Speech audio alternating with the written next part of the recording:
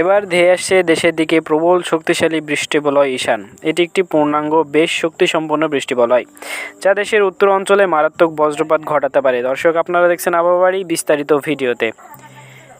এটি চলতি বছরের 13তম বৃষ্টিবলয়, এই বছরের পঞ্চম মৌসুমী বৃষ্টিবলয়। এই বৃষ্টিবলয়ের প্রথম দিকে দেশের পূর্ব, দক্ষিণ পূর্বাঞ্চল, উপকূলীয় অঞ্চল ও পরবর্তীতে পর্যায়ক্রমে সারা দেশে সক্রিয় হতে পারে। প্রথম দিকে বেশ সক্রিয় দক্ষিণাঞ্চলে এবং শেষের দিকে বেশি সক্রিয় উত্তরাঞ্চলে। 24 সেপ্টেম্বর পর্যন্ত সক্রিয়তা বিক্ষিপ্তভাবে ছড়িয়ে বা এলোমেলোভাবে ছড়িয়ে প্রকৃতির সাথে মিশে যাবে। সর্বাধিক সক্রিয় রংপুর বিভাগ ও সিলেট বিভাগ। অধিক সক্রিয় থাকবে রাজশাহী, ঢাকা, ময়মনসিংহ, খুলনা, বরিশাল ও চট্টগ্রাম বিভাগ। মাঝারি বা পূর্ণাঙ্গ বৃষ্টিবলয় মানে এই বৃষ্টিবলয়ে সারা দেশে বৃষ্টি হতে পারে। কাভারেজ এলাকা যদি আমরা ধরি, তাহলে সমগ্র বাংলাদেশ, নেপাল, ভুটান ও ভারতের প্রায় 60% এলাকায় এই বৃষ্টিবলয় চলবে। এই বৃষ্টিবলয়ের সময়কাল হচ্ছে 23 সেপ্টেম্বর থেকে 30 সেপ্টেম্বর পর্যন্ত। বৃষ্টিবলয় ঈশান চলাকালীন সময়ে বেশ কিছু সক্রিয় এলাকায় বেশিরভাগ সময়ে আকাশ মেঘাচ্ছন্ন থাকতে পারে এবং উক্ত এলাকার অধিকাংশ বৃষ্টিপাত হতে পারে একটানা দীর্ঘস্থায়ী, যদিও মাঝে মধ্যে বিরতি নিতে পারে।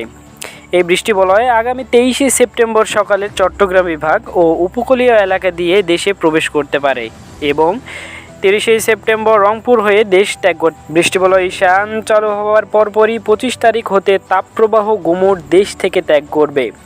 ঈশান চলাকালীন সময়ে উত্তর বঙ্গোপসাগর অধিকাংশ সময়ের বায়ুচাপের তারতম্যের কারণে কিছুটা উত্তাল থাকতে পারে। অধিকাংশ এলাকায় দক্ষিণ পশ্চিম হতে উত্তর পূর্ব দিকে ও পরবর্তীতে পশ্চিম হতে পূর্ব দিকে মেঘের গতিশূন্য থাকতে পারে। দর্শক, আমরা এক নজরে দেখে দেব কোথায় কেমন বৃষ্টিপাত হওয়ার সম্ভাবনা রয়েছে। ঢাকা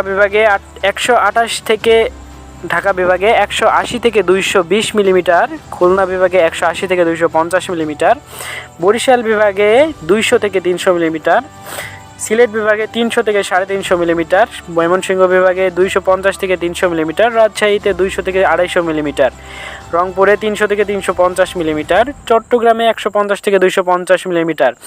এছাড়াও আমরা যদি বৃষ্টিবলয় ঈশান চলাকালীন সময়ে আপনার জেলায় গড়ে কত মিলিমিটার বৃষ্টি হতে পারে তা জেনে নিই এক নজরে। Sylhet 350 millimetre, Sunamganj 360, Habiganj 280, Moulvibazar 260, Rangpur 340, Dinajpur 330, Thakurgaon 300, Panchagarh 400, Nilphamari 350, Lalmonirhat 350 millimetre, Kurigram 350 millimetre. এছাড়া গাইবান্ধা, জয়পুরহাট, নওগাঁ, বগুড়া, চাঁপাইনবাবগঞ্জ, রাজশাহী সহ এগুলো 200 মিলিমিটারের উপরে থাকবে। তাছাড়া নাটোর, সিরাজগঞ্জ, পাবনা, খুলনা, সাতক্ষীরা দক্ষিণ, বাগেরহাট উত্তর ও দক্ষিণ, যশোর, নড়াইল, মাগুরা এগুলো 200-র আশেপাশে বৃষ্টি হওয়ার সম্ভাবনা রয়েছে। এছাড়া যদি আমরা ঝিনাইদহ, চুয়াডাঙ্গা, মেহেরপুর, কুষ্টিয়া, বরিশাল, পিরোজপুর, ঝালকাঠি, পটুয়াখালী, বরগুনা এদিকে লক্ষ্য করি, কিছু কিছু জায়গায় 300 মিলিমিটারের উপরে, কিন্তু বরিশাল, কুষ্টিয়া, মেহেরপুরে এটা আপনার 200 মিলিমিটারের নিচে অবস্থান করবে। ভোলা, চট্টগ্রাম, ফেনী, লক্ষ্মীপুর, চাঁদপুর সহ এদিকে আপনার 180 মিলিমিটারের আশেপাশে বৃষ্টি হওয়ার সম্ভাবনা রয়েছে। তাছাড়া কুমিল্লা, ব্রাহ্মণবাড়িয়া, খাগড়াছড়ি, রাঙ্গামাটি, বান্দরবান এগুলো 130 মিলিমিটার বৃষ্টি হওয়ার সম্ভাবনা। তাছাড়া কক্সবাজার 200 মিলিমিটার, নোয়াখালী 190, ঢাকা 180, গোপালগঞ্জ, মাদারীপুর, ফরিদপুর, রাজবাড়ী, মানিকগঞ্জ, মুন্সিগঞ্জ, নারায়ণগঞ্জ, নরসিংদী, গাজীপুর এগুলো 190 মিলিমিটারের আশেপাশে অবস্থান করবে। টাঙ্গাইল, কিশোরগঞ্জ, ময়মনসিংহ, জামালপুর, শেরপুর সহ যে অঞ্চলগুলো রয়েছে এখানে 300 কিংবা 260 মিলিমিটার পর্যন্ত বৃষ্টি হওয়ার সম্ভাবনা রয়েছে।